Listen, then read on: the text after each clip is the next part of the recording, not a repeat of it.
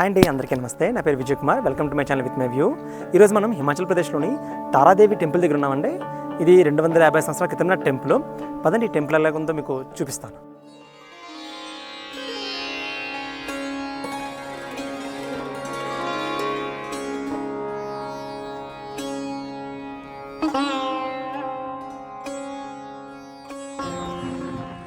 ఈ తారాదేవి టెంపుల్ చండీగఢ్ నుండి దగ్గర 104 కిలోమీటర్ల దూరంలో ఉంది.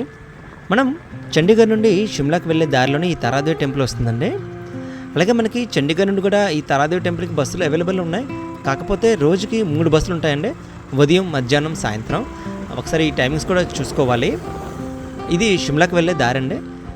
మనం చండీగఢ్ నుండి షిమ్లాకి వెళ్ళే దారిలో ఇంకా షిమ్లా దగ్గర 11 కిలోమీటర్ల దూరం ఉందనగా ఒక విలేజ్ వస్తుందండి, షోగి అని.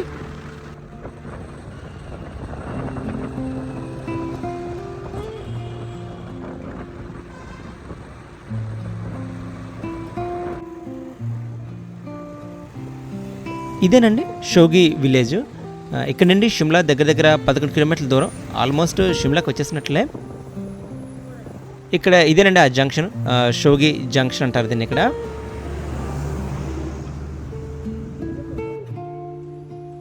ఈ జంక్షన్ నుండి మనం ఇప్పుడు మీకు చూపిస్తున్న దారి ఉంది కదండి, ఆ పైకి వెళ్ళాలి. ఈ విధంగా స్ట్రైట్గా వెళ్తే మనం షిమ్లా చేరుకోవచ్చండి. 11 కిలోమీటర్ల దూరంలోనే మనం ఈ పైకి వెళ్ళాలి. తారాదేవి టెంపుల్ చేరుకోవడానికి ఈ దారి గుండా మనం కొండ మీదకి వెళ్ళాల్సి ఉంటుంది. దగ్గర 5 కిలోమీటర్ల దూరం ప్రయాణం చేసిన తర్వాత మనం టెంపుల్ని చేరుకుంటాము. ఈ పైకి వెళ్తున్న కొలది ఆహ్లాదకరమైన వాతావరణం, కాలుష్యం తక్కువ, మానవ జీవితాలకి మన్నిక ఎక్కువ అండి ఇక్కడ.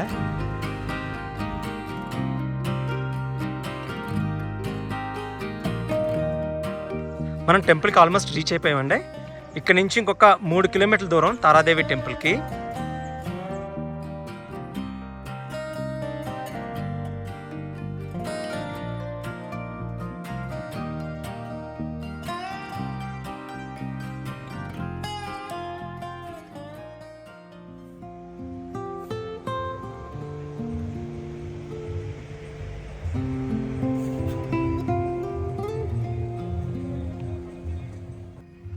ఇదేనండి టెంపుల్కి వెళ్ళే దారి.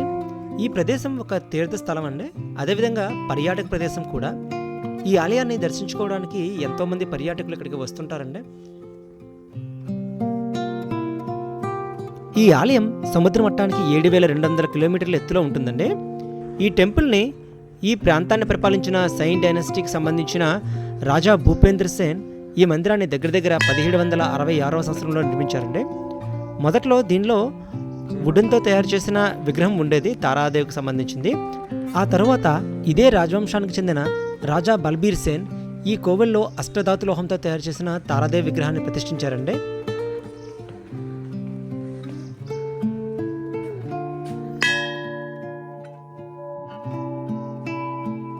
ఇక్కడ చాలా ప్రశాంతమైన వాతావరణం ఉంటుందండి, చాలా ఆహ్లాదకరంగా ఉంటుంది. ఈ టెంపుల్ లోపల వీడియోగ్రఫీ కానీ ఫోటోగ్రఫీకి అలా ఉండదు.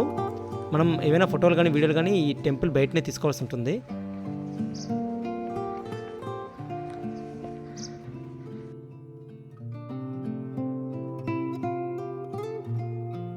దశ మహావిద్యలలో 2వ మహావిద్య అయినటువంటి ఈ తారాదేవికి సంబంధించి మన ఇండియాలో 3 ప్రధాన టెంపుల్స్ ఉన్నాయండి, ముఖ్యమైనవి.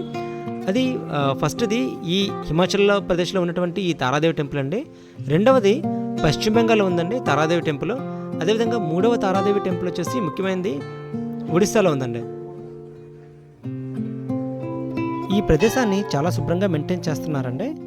ఈ గంటల శబ్దాలు, చల్లని గాలుల పలకరింపులు, పక్షుల కిలకిల రావాలతో ఈ ఆలయ పరిసర ప్రాంతం అంతా చాలా ఆహ్లాదకరంగా ఉంది. ఈ ఆలయాన్ని రాయి కలపతో కలిపి నిర్మించడం జరిగిందండి. ఈ ఆలయ నిర్మాణ శైలి హిందూ మరియు బౌద్ధ దేవాలయ నిర్మాణ మేళవింపుగా కనిపిస్తుంది. ఆలయం వెలుపల ఫోటోగ్రఫీ, వీడియోగ్రఫీ అనుమతి లేదు అనే బోర్డుని ఇక్కడ మనం చూడొచ్చు. ఇదేనండి అద్భుతమైన శ్రీ తారాదేవి ఆలయం.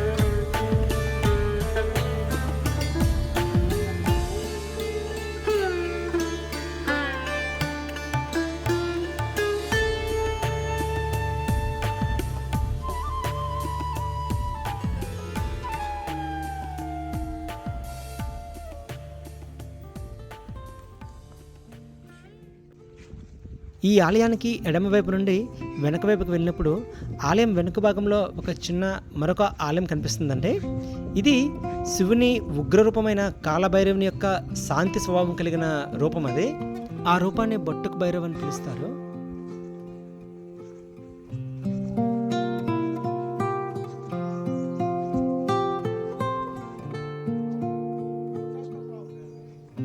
ఇదేనండి బొట్టుకు భైరవుని విగ్రహం.